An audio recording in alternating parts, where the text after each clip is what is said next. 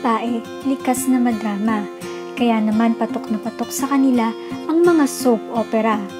Sa videong ito, tutuklasin natin kung bakit mahilig sa soap opera ang mga kababaihan. Pero bago ang lahat, alamin muna natin kung bakit nga ba soap opera ang tawag sa soap opera. Bakit nga ba soap opera?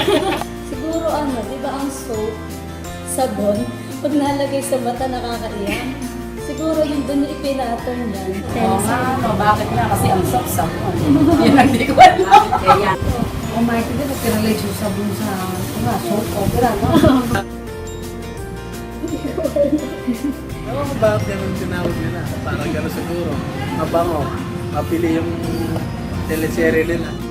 Sirip na? Ayon kay Mr. Google, ang soap opera ay television or radio drama series dealing typically with daily events in the lives of the same group of characters. So named because such serials were originally sponsored by soap manufacturers. O diba? Dito pa lang malalaman na ang target viewers talaga ng mga soap opera ay ang kababaihan.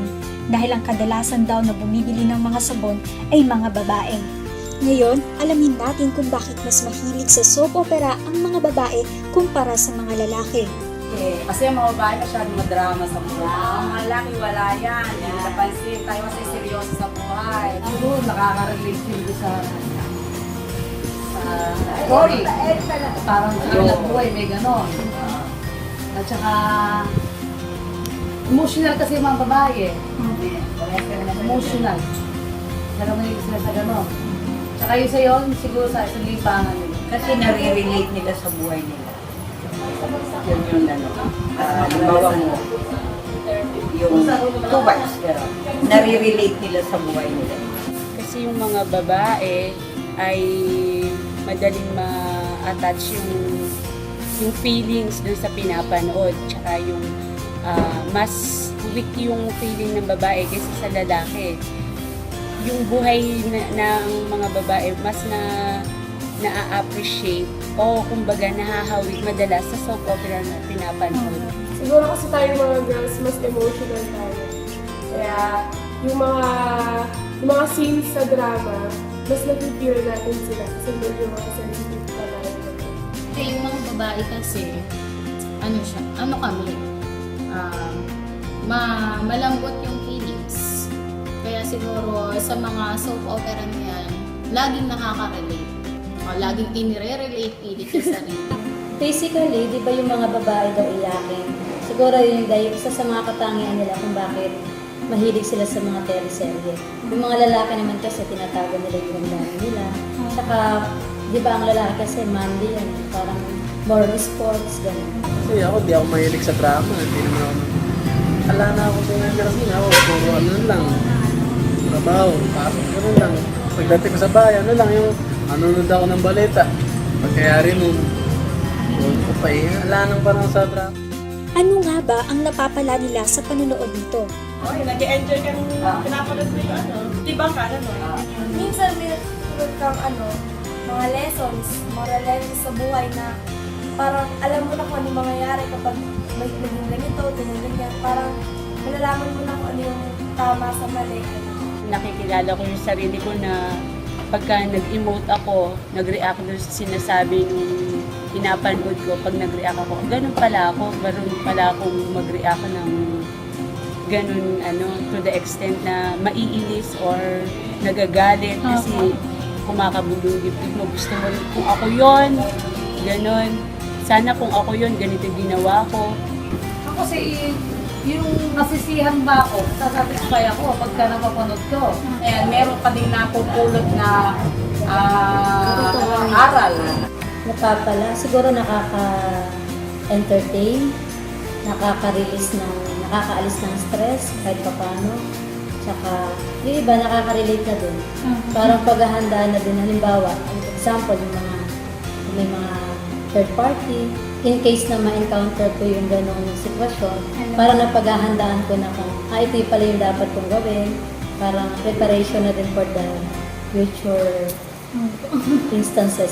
Sila nakakakuha ng inspiration nila.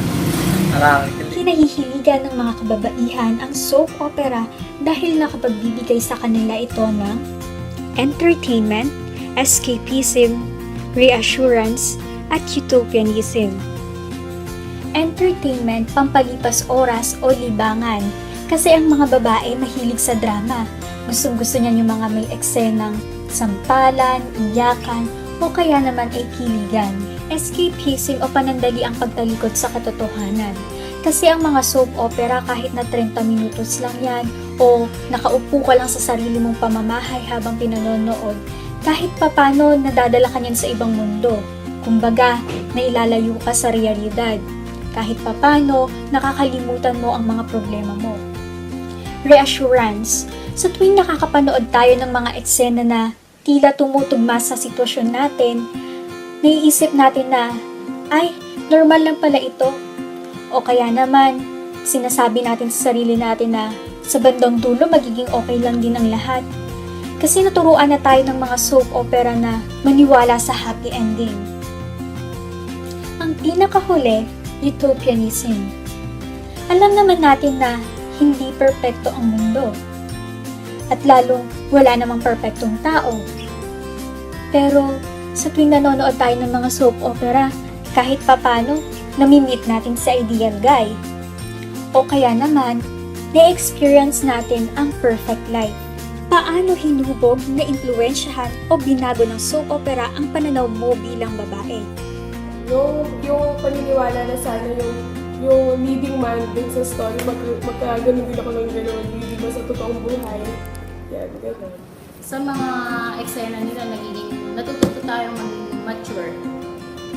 Kailangan pantay-pantay sa buhay na yung kasarian, babae, lalaki, tomboy, bakla, walang mataas, walang mababa. Siguro nagiging mas matapang yung mga babae ngayon. Unlike before, parang pag sinabing babae, tapos inaapila sa mga teleserye, nakalugmok lang, naka-outpost ka doon, umiiyak. Pero pag nakakapanood ka ng mga teleserye na mga ape, yung mga bida, parang nagkakaroon ka ng power. Tapos makikita mo yung inaapi-api ng umpisa, di ba? Biglang may giging successful sa end ng teleserye. Parang nagiging inspirasyon. Tapos nakakadagdag ng confidence sa mga babae. Ako nga pala si Trisha Bautista.